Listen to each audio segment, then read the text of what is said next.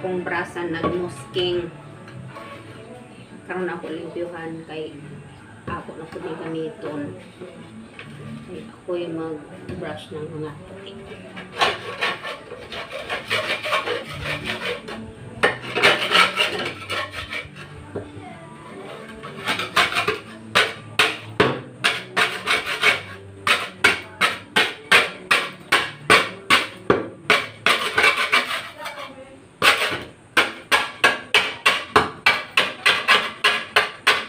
Ako ni handumanan sa Les City.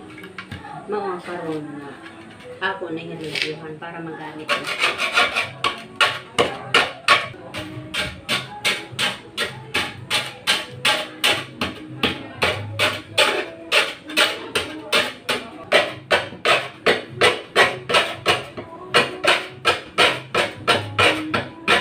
Bago pa na gamay. Wala ko.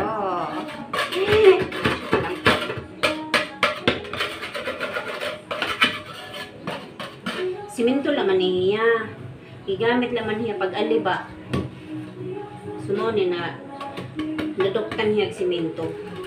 Mabalik naman na ni kagwapa kay ako man ni brush pan. Pero kung di nagikan dito, kuya ako ni pabayan no. Pero dili yun pwede kay 10 years ba akong nagpudyo dito. Dugay kaayo. Kung baby pa ni, nag-eskwela na ni karon o prep.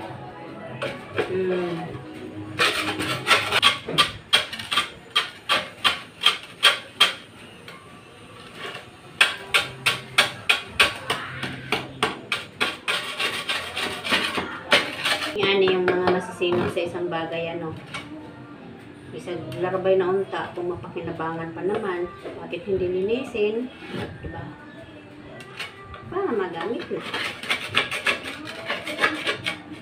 Napalit ko ni sa Changi ay dito sa doon sa amon.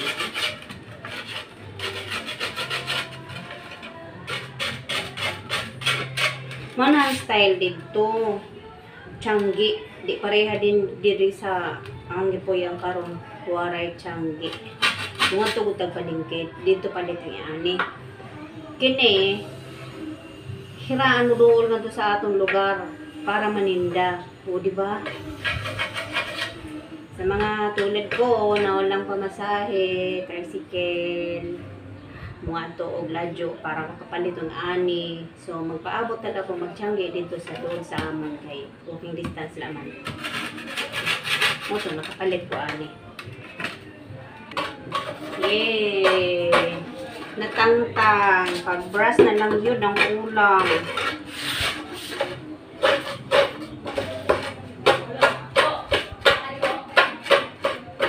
Alright. May brasan. Ako na siyang pagukahon. Mag-review na po ko dire. Kay na naghugaw-hugaw ko. Kating hugawa sa salog.